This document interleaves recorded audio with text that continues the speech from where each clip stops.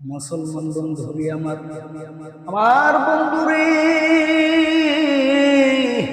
আল্লাহ রাব্বুল আলামিন কোরআনুল কারীমের ভিতরে ডাক দিয়ে বললেন, নবীজি তাম পৃথিবীর মানুষগুলোকে আমার পক্ষ থেকে জানিয়ে দেন যে মানুষগুলো অন্ধকারের পথে হাঁটতে ধরছে, অন্ধকারের দিকে হাঁটতেছে, এই মানুষগুলো অভদ্র হয়ে গেল।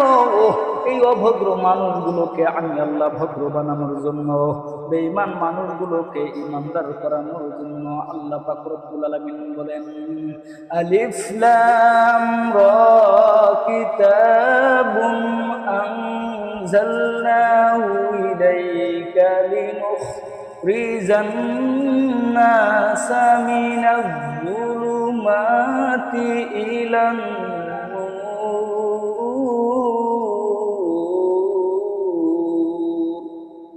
আল্লাহ বললেন, নবীজি আমি এই কিতাবটি আপনার উপর নাজিল করেছি এই জন্য যাতে করে আপনি সেই বান্দাগুলোকে, যে বান্দাগুলো পথভ্রষ্ট হয়ে গিয়েছে, যে ব্যক্তিগুলো অন্ধকারের পথে হাঁটতেছে, সেই অন্ধকারের পথ থেকে মানুষগুলোকে আলোর পথে আনতে পারেন। এই জন্য আমি আল্লাহ পাক রব্বুল আলামিন এই কোরআনুল কারীমটা নাজিল করেছি।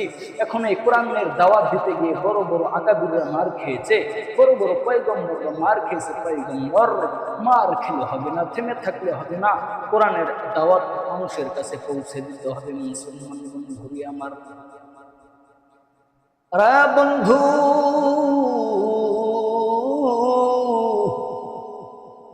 দেখেন দেখি একটা ফোঁটা চোখ দিয়ে পানি বের হয়নি। দেখেন গোবাজান কান্না করতে পারেন নাকি? দেখেন কান্নার ভান ধরিয়া আল্লাহর কাছে মাপ চাইতে পারেননি?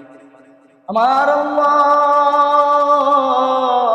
ডাক দিয়ে বললেন, নবীজি তাম পৃথিবীর মানুষগুলোকে আপনি জানিয়ে দিবেন যে মানব জাতিগুলোকে আমি আল্লাহ বানাইছি।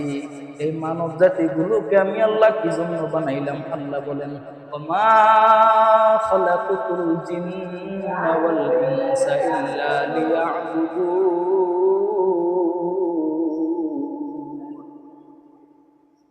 আল্লাহ পাক রব্বুল আলামিন ডাক দিয়ে বললেন, নবীজি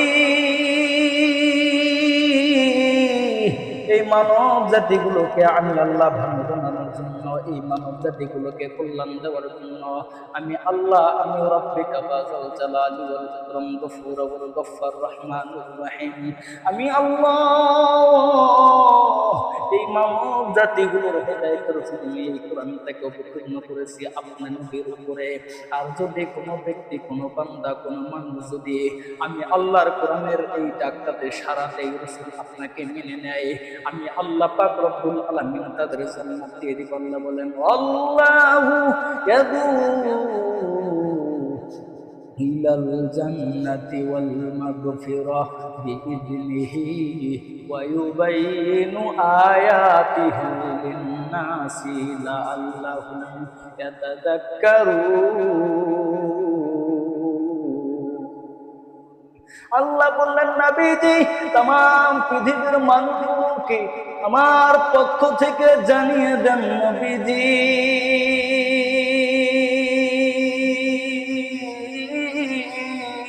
যারাই আমি আল্লাহর কোরআনুল কারীমটার ডাকে সাড়া দিবে, আমি আল্লাহ, আমি রব, আমি মালিক, আমি গফুর, আমি গফফার, আমি রহমানুর রহিম, আমি রাব্বিকা যাল জালালি ওয়াল ইকরাম, তাদের জিন্দেগীর সব গুনাহগুলো মাফ করে দিব। আরে বাবাজি